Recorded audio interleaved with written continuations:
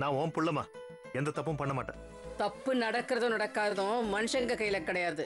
சந்தர்ப்பமும் சூழ்நிலையும் தான் அதை முடிவு பண்ணும். உன் சொந்த அக்காவா இருந்தா இந்த மாதிரி பண்ணிருப்பீங்களா? என் புருஷன் என்ன தப்பு செஞ்சாரு, இல்ல நான் தான் என்ன தப்பு செஞ்சேன்? அநியாயமா அந்த மனுஷனை கொண்டு என்ன இப்படி மூலையில உட்கார வச்சிட்டீங்களே. அக்கா, பார்த்திபன் சாவுக்கு பல்லவன் தான் காரணம்னு ஒரு கம்ப்ளைண்ட் எழுதி கொடுத்தா உடனே என்னால ஆக்ஷன் எடுக்க முடியும். உங்களால தர முடியுமா? எழுதி தரேன்.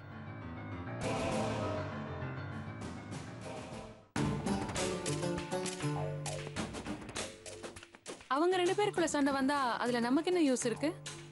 என்ன இப்படி கேட்டீங்க மேடம்? நல்லவங்க 2 பேருக்குள்ள சண்டை வந்தா தான் தப்பு. வில்லனுக்கு 2 பேர் சண்டை போட்டா அது நமக்கு தான் பிளஸ். இப்போ ஆர்த்திக்கும் பல்லவனுக்கும் நடுவுல பெரிய விரிசலே விழுந்திருக்கு. பார்த்திபன் காணாம போனதும் பல்லவனுக்கு உங்க மேல டவுட் வந்தது. நேரா உங்ககிட்ட வந்து கத்திட்டு போனான். ஆனா பார்த்திபன் செத்து பாடி கார ஒதுங்கினதும் நீங்க இதை செஞ்சிருக்க மாட்டீங்கன்னு முடிவு பண்ணிட்டான். அதே நேரத்துல பார்த்திபனை கொண்டது பல்லவன் தான்னு ஆர்த்தி சாவு வீட்லயே எழுத ஆர்ப்பாட்டம் பண்ணிட்டாங்க. இவ்வளவு நாளா ஒன்னாவே இருந்த சங்கீதம் ஆர்த்தியும் இப்ப எலியும் புனியும் ஆயிட்டாங்க. கெட்டவங்களுக்குள்ளே கான்ஃபிளிக்ட் ஆரம்பமாயிடுச்சுல, அது நமக்கு நல்லது தானே? அவங்க அடிச்சுப்பாங்க, அவங்க சேர்ந்துப்பாங்க. இதுல நமக்கு என்ன வந்தது?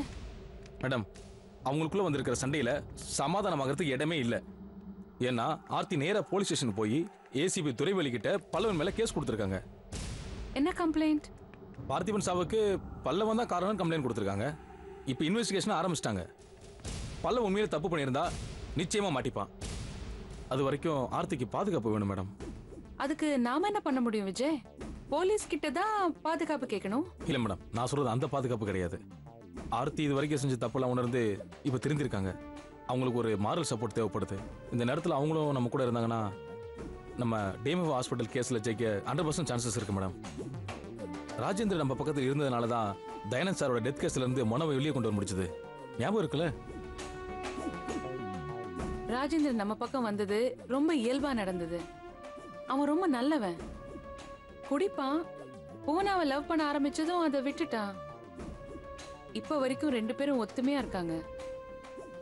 பல்லவன் சொந்த அண்ணனை பறி கொடுத்துட்டு தவிச்சிட்டு இருக்கான். ஆர்த்தி ஹஸ்பண்ட் இழந்துட்டு நிக்கிறான். இதுல போய் நம்ம ஆதாயம் தேடுறது நல்லதில்ல, ரொம்ப தப்பு. மேடம், இந்த விஷயத்தை நீங்க எவ்வளவு சீரியஸ் எடுத்துக்கவே வேணாம். டிஎம்எஃப் உங்க கையில தான் இருக்கணும். அதுதான் தயானேஷோட கடைசி ஆசை. அதுக்கு இந்த மாதிரிலாம் காய் நகர்த்துறது ஒன்றும் தப்பு இல்லைன்னு சொல்றேன். நம்ம ஒன்றும் வேற எதுவும் தப்பு பண்ணலையே மேடம். விஜய், எதுவா இருந்தாலும் முகத்துக்கு நேரா பேசணும். நேருக்கு நேர் நின்று ஜெயிக்கணும். அதை விட்டுட்டு முதுகு பின்னாடி காரியம் சாதிக்கிறதும் எதிரி அசந்த நேரமா பார்த்து அடிக்கிறதும் அதெல்லாம் தப்பு. எனக்கு அந்த மாதிரிலாம் பிடிக்காது. டிஎம்எஃப் எனக்கு முக்கியம்தான். ஆனா அதை விட டிக்னிட்டி ரொம்ப முக்கியம். ஜெயிக்கிறது முக்கியம். அதுக்காக யார் கூட வேணாலும் சேரலாம்னு நினைச்சா நமக்கும் அரசியல்வாதிக்கும் என்ன வித்தியாசம்? நான் அரசியல்வாதி இல்ல விஜய், மக்களுக்கு சேவை செய்யற ஒரு டாக்டர். ஐயோ மேடம், இந்த கேஸ்ல இப்படி ஒரு ஆப்ஷன் இருக்குன்னு தான் நான் சொல்ல வந்தேன். நான் உங்களை ஃபோர்ஸ்லாம் பண்ணல மேடம். உங்களுக்கு பிடிக்கலாம் விட்டுருங்க மேடம். சரி மேடம், நான் கிளம்புறேன். சரி.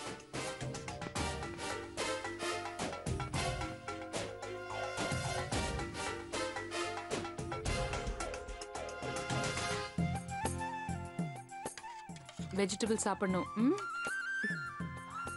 ஏய், அதை எடுத்து சாப்பிடு. என்ன பூஜா, எங்க வீட்டு சாப்பாடு பிடிச்சிருக்கா? ஓ, ஐம் ஜஸ்ட் லவ்விங் இட். ஒரே மாதிரி சாப்பாடு சாப்பிட்டு சாப்பிட்டு நாக்கெல்லாம் செத்து போச்சு. I'm just enjoying my foot. எனக்கு ரொம்ப பிடிச்சிருக்கு. ஆனா எனக்கு பெங்களூர் சாப்பாடு தான் ரொம்ப பிடிச்சிருக்கு. சென்னை சாப்பாடு நல்லாவே இல்ல. ஐயோ, அப்போ உனக்கு என்ன வேணும்னு சொல்லு, பாட்டி சமைச்சு கொடுப்பாங்க. இல்ல இல்ல, நீங்க சும்மா இருங்க. அவ இதையே சாப்பிட்டோம். எப்ப பாரு பீஸா பாஸ்தான்னு ஆர்டர் பண்ணிக்கிட்டு she'll get used to this food. சாப்பிடுறே, இதை எடுத்து சாப்பிடு. ஏய், பீட்சா பாஸ்தான்னு சொன்ன உடனே தான் ஞாபகத்துக்கு வந்துச்சு. பாண்டிச்சேரி ட்ரிப்பை பத்தி சொல்லிட்டியா? அது என்ன ட்ரிப்?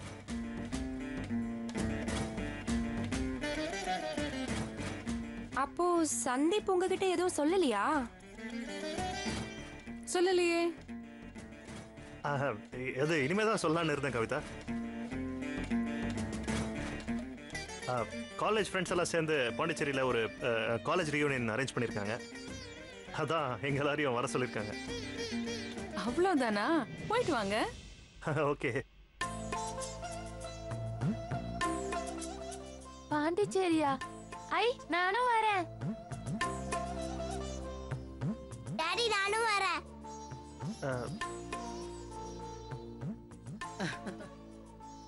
ஆமாண்டா சந்தீப், குழந்தைங்களுக்கு லீவு தானே, கூட்டிட்டு போயிட்டு வாயேன்.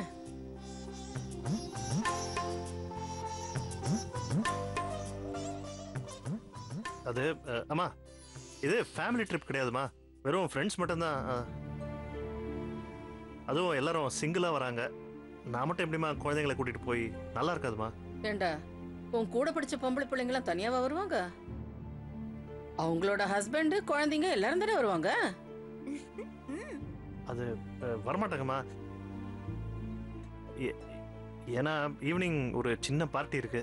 பார்ட்டி இருந்தா என்னடா, நீ தான் குடிக்க மாட்டியே, நீ குழந்தைங்களை பாத்துக்கோ.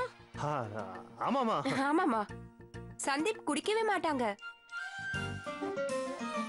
காலேஜ்ல இருந்து அப்படியே இருக்கான், அந்த பக்கமே போக மாட்டான், அப்படியே இருக்கான். அப்படிதானே சந்தீப்? ஆமாமா, எனக்கு தெரிஞ்சதெல்லாம் இது வெறும் இந்த தண்ணி மட்டும் தான். உடம்புக்கு ரொம்ப நல்லது. ஒரு நாளைக்கு 8 கிளாஸ் குடிக்கணும். டாக்டர் கவிதாவே சொல்லியிருக்காங்க. என்ன கவி? சரி, பாண்டிச்சேரி எப்ப கிளம்பணும்? ஈவினிங் 7க்கு பார்ட்டி. சாப்பிட்டு உடனே கிளம்பிடுறோம். It will be correct. ஆமா, அப்ப கிளம்புங்க. கவிதா, நீயும் கூட போயிட்டு வாமா. ஐயோ அத்தை, அப்பாயின்மெண்ட் எல்லாம் கொடுத்துருக்கேன். ஓபி வேற இருக்கு ஹாஸ்பிட்டல்ல, என்னால போக முடியாது. அவங்க போயிட்டு வரட்டும். குழந்தைங்க ஆசைப்படுறாங்க கவிதா, அவங்களும் கூட போயிட்டு வரட்டுமே. பெரியவங்க பாட்டி அத்தை, குழந்தைங்களாம் வேண்டாம். அவங்க 2 பேரும் போயிட்டு வரட்டும். மம்மி நீ இல்லனா எனக்கு போர் அடிக்குமே. நான் ஹாஸ்பிட்டல் போறதுக்கு முன்னாடி உங்க 3 பேரையும் இங்க வெளியில கூட்டிட்டு போறேன். ஓகேயா? அப்ப எனக்கு பயங்கரமா போர் அடிக்குமே. ஏன், என்ன உனக்கு பிடிக்காதா? நான் சும்மா சொன்னேன் ஆன்ட்டி, நீங்க கூட இருந்தா ஓகே. So cute. என்ன பாட்டி நீ அவளே பார்த்துட்டே இருக்க, சிப்ஸ் போடு. முதல்ல வெஜிடபிள் சாப்பிடு விவேக். ஏய், இதெல்லாம் முடி. சாப்பிடுறேன். அதெல்லாம் காயெல்லாம் ஒழுங்கா சாப்பிடணும். சாப்பிடு. உனக்கு போடலாமா? போதும் போதும். கவிதா, உனக்கு.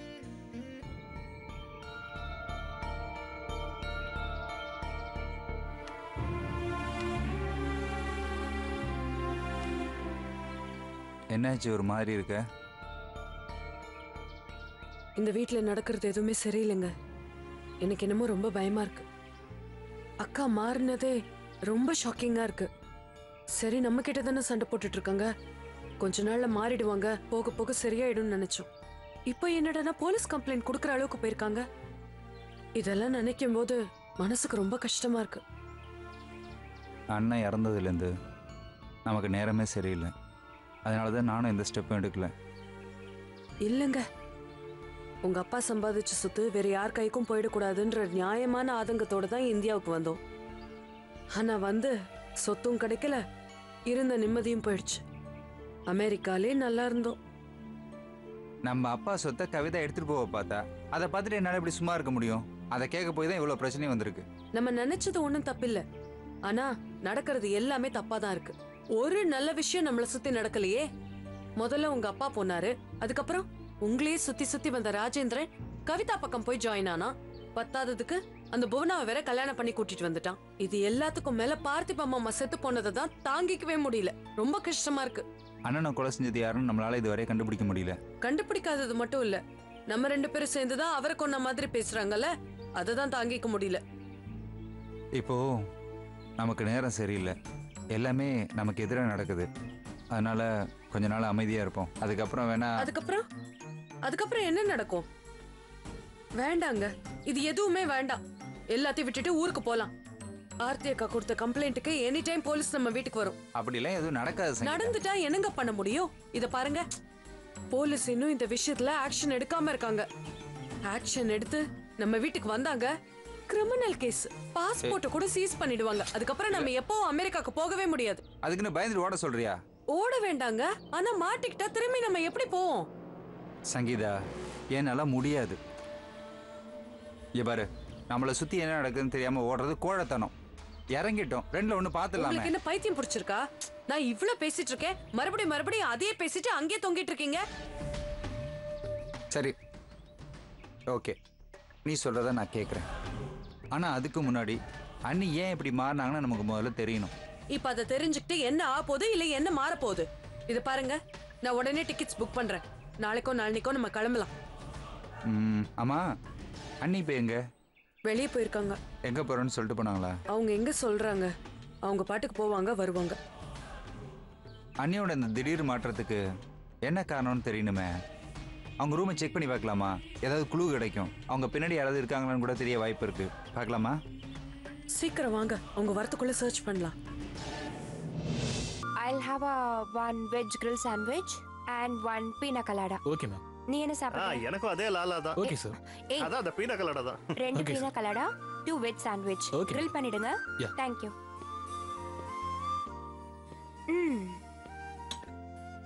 ஏய், நீ உண்மையாவே கொடுத்து வச்சவதாண்டா.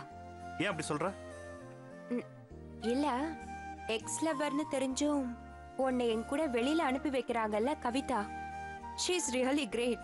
எத்தனை பேருக்கு இப்படி ஒரு வாழ்க்கை அமையும்னு சொல்லு. ஹே, கவிதா மாதிரி ஒரு வைஃப் எல்லா ஹஸ்பண்ட்ஸ்க்கும் கிடைச்சிட்டா ஹஸ்பண்ட் அண்ட் வைஃப்க்கு சண்டையே வராது. ஏன் எங்களுக்குள்ளேயும் சண்டை வந்திருக்கு. ஹஸ்பண்ட் வைஃப்னா சண்டை வரதா செய்யும். ஆனா உங்க அளவுக்கு யாருக்குடா அண்டர்ஸ்டாண்டிங் இருக்கு? நீ ஓவரா கவிதாவை புகழ்றேன்னு நினைக்கிறேன். இல்லையே. இப்ப என்ன எடுத்துக்கோ, என் புருஷன் அர்ஜுன் அவனோட எக்ஸ் லவரை கூட்டிட்டு வந்திருந்தான்னு வச்சுக்கோயேன், நான் என்னதான் பிராட் மைண்டடா இருந்தாலும் வீட்டுக்குள்ள விட்டுருக்க மாட்டேன். செருப்பால் அடிச்சு போடி வெளியேன்னு சொல்லிருப்பேன்.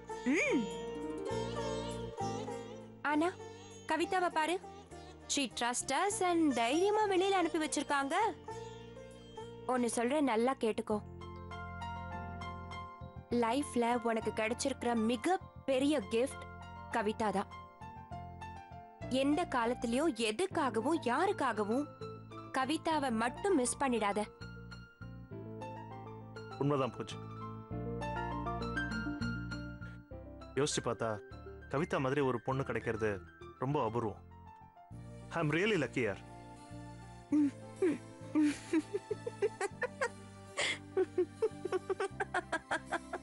ஏய் ஏய், எதுக்கு இப்ப சிரிக்கிற?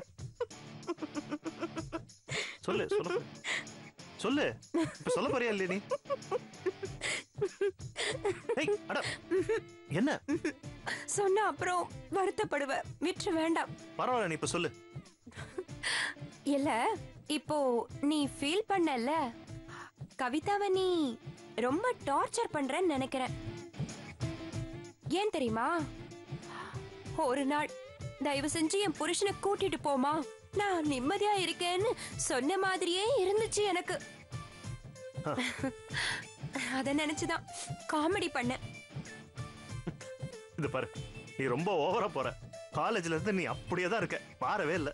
அதெல்லாம் என் கூடவே பிறந்தது, அவ்வளவு ஈஸியா போகாது.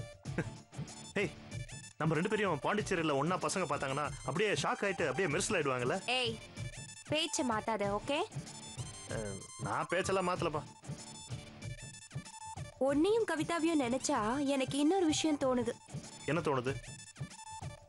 நான் நேர கவிதா கிட்ட போய் எனக்கு சந்தீப் வேணும் அப்படின்னு கேட்டா, இந்தா வச்சுக்கோ அப்படின்னு தூக்கி கொடுத்துருவா போல இருக்கே. நான் வேணா கேட்டு பார்க்கவா?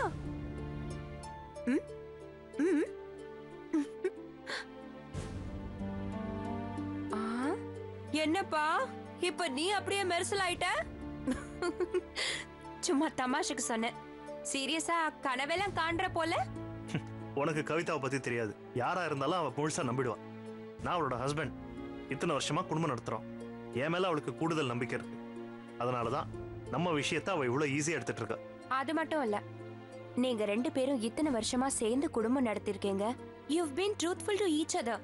அதனாலதான் கவிதா உன்னை தைரியமா வெளியில அனுப்பி வைக்கிறாங்க. இருக்கலாம் பூஜ். ஹே, சொல்ல மறந்துட்டேன். என்ன? அன்னைக்கு என் ரூம்ல ஏசி ஒர்க் ஆகலன்னு சொல்லிட்டு நான் வந்து உங்க ரூம்ல படுத்தேன். ஞாபகம் இருக்கா? இருக்கு. இப்ப என்ன? அன்னைக்கு ஒரு சின்ன இன்சிடென்ட் நடந்தது. என்னன்னு தெரியுமா? கேட்டா நீ அப்படியே ஷாக் ஆயிடுவ. ஏய், என்ன நடந்துச்சு? கவிதா நம்ம பாஸ்ட் பத்தி எல்லாத்தையும் கேட்டாடா. நீ என்ன சொன்ன? நான் ரொம்ப நல்ல பொண்ணாச்சே, எதையும் மறைக்கல, அப்படியே எல்லாத்தையும் சொல்லிட்டேன். அந்த காலத்துல ஜெமினி கணேசன், அதுக்கப்புறமா கமலஹாசன், இப்போ நம்ம சாம்பார் சந்தீப், காதல் மன்னன், அது அப்படியே கிளியரா சொல்லிட்டேன்டா. கவலைப்படாத. அவளும் சும்மா விடலையே, துருவி துருவி கேட்டா. நானும் விடல. உனக்கு பயங்கர கூச்ச சுபாவமா, எப்படி வந்து பேசினா, யார் லவ் பண்ணா, யாரு முதல்ல ப்ரப்போஸ் பண்ணா, யாரு முதல்ல எனக்கு வெக்கமா இருக்கு கிஸ் பண்ணனல்ல உன் பொண்டாட்டி கேட்டாடா. நானும் விடலடா, எல்லாத்தையும் சொல்லிட்டேன் கிளீனா. உன் பெருமைய பத்தி, உன்னை பத்தி எல்லாத்தையும் கிளியரா சொல்லிட்டேன். அவ எப்படி எக்ஸைட்டட் ஆயிட்டா தெரியுமா? உன்னை பத்தி கேட்ட உடனே ஒரு ரொமான்டிக் ஃபேஸ பார்த்து அவ மிரண்டுட்டாடா. Don't worry, I am your true friend. எல்லாத்தையும் உளறிட்டியா? எல்லாத்தையும் உளறிட்டேன், ஒண்ணு விடாம அப்படியே டப்பு டப்பு டப்பு டப்புன்னு எல்லாத்தையும் சொல்லிட்டேன். கவிதா என்ன பத்தி என்ன நினைச்சிருப்பா? எனக்கு என்ன பாஸ், முழுக்க நனைஞ்சாச்சு, முக்காடியதுக்குப்பா, விடு விடு.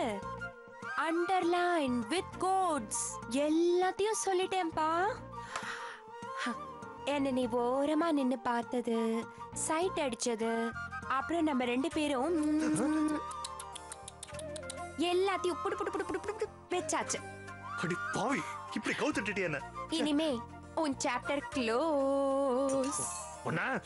ஐ எக்ஸ்கியூஸ் மீ, இவன் என்ன மேன் ஹேண்டில் பண்றான்? ப்ளீஸ் சுமார் பண்ணி, சுமார் வாய் மூடு. எங்கயா இவன்? சார் சீக்கிரம் கொண்டு வாங்க, ஹைவேல டிரைவ் பண்ணனும். மக்கு அக்கா மக்கு. வீட்டுக்கு போனா எனக்கு இருக்கும்.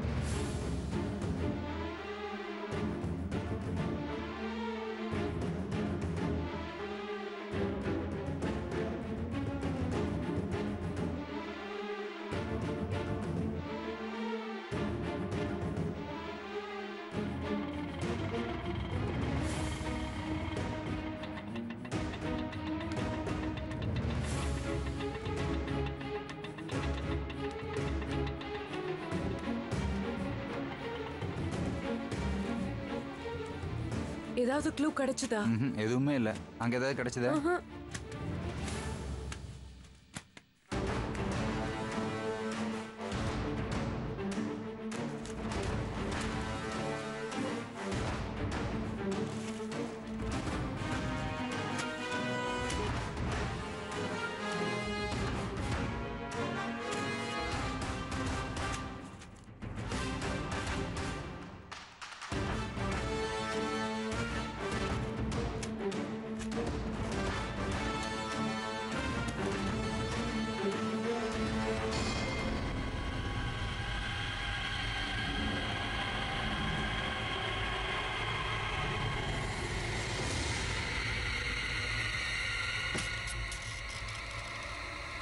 எதுவுமே கிடைக்கலங்க.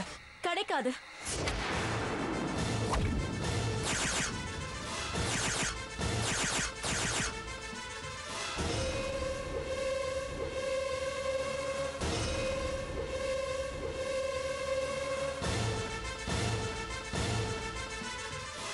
இந்த நேரத்துல என்ன இங்க எதிர்பார்த்திருக்க மாட்டீங்கல்ல?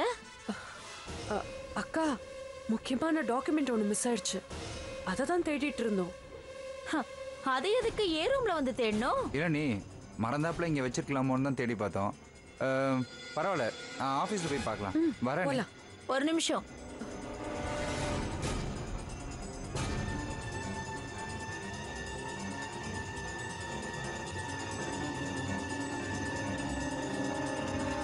நீங்க சொல்றதையெல்லாம் அப்படியே நம்பின காலம் மலை ஏறி போச்சு. இப்ப எதுக்காக என்னோட ரூமுக்கு வந்தீங்க? என்ன தேடிட்டு இருக்கீங்க? அக்கா, உண்மையாவே ஆபீஸ்ல ஒரு டாக்குமெண்ட்டை காணும். நேத்துல இருந்து நாங்க 2 பேரும் தேடிட்டு இருக்கோம். பை சான்ஸ் உங்க ரூம்ல எங்கேயாவது மிஸ்பிளேஸ் ஆயிருக்குமோ தான் பார்க்க வந்தோம். வாய மூடு. என் புருஷனை கொன்னுட்டு அந்த தடயத்தை அழிக்கிறதுக்கு தானே வந்திருக்கீங்க. என்ன நீ இப்படி எல்லாம் பேசுறீங்க? நீங்களே ஏதாவது கற்பனை பண்ணிட்டு பேசாதீங்க. நீ பேசாத. பெத்த அப்பாவையும் கூட பிறந்த அண்ணனையும் கொண்டு வந்தன நீ. அக்கா போதும். யார பார்த்து என்ன பேச்சு பேசிட்டு இருக்கீங்க? வார்த்தையை அளந்து பேசுங்க. தெரியும் யார்கிட்ட எப்படி பேசணும்னு எனக்கு தெரியும். நீ ஒன்னும் எனக்கு கிளாஸ் எடுக்க வேண்டிய அவசியம் இல்ல. கொலைக்காரங்களுக்கு இந்த மரியாதையே ரொம்ப அதிகம். அண்ணி யார கொலைகாரன்னு சொல்றீங்க? உன்னையும் உன் பொண்டாட்டியும் தான். கொலையையும் பண்ணிட்டு தடயத்தை அழிக்கிறதுக்காக சொந்த வீட்டில் திருட மாதிரி வந்திருக்கீங்க. உங்களுக்கு எல்லாம் வெக்கமால? Look, this is the limit. நிறுத்துடி. ரொம்ப ஒழுங்கு மாதிரி பேசுற. கொலை பண்ணவங்களுக்கு இந்த மரியாதையே ரொம்ப அதிகம். வெளியில போ. போதும், மரியாதை கெட்டுரும். இதுக்கு அப்புறம் பேசாத. நீங்க விடுங்க. அவங்க பாட்டுக்கு வாய்க்கு வந்ததெல்லாம் பேசிட்டு இருக்காங்க. இல்லாதது பொல்லாததெல்லாம் சொன்னா பார்த்து சும்மா இருக்க சொல்றீங்களா? என்னால முடியாது.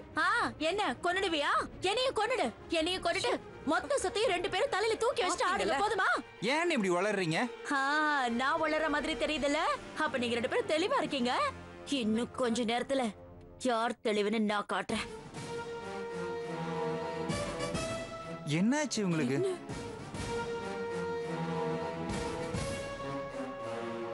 இப்ப என்னத்த பண்ண போறாளோ? பைத்தியம் தான் பிடிக்கும்.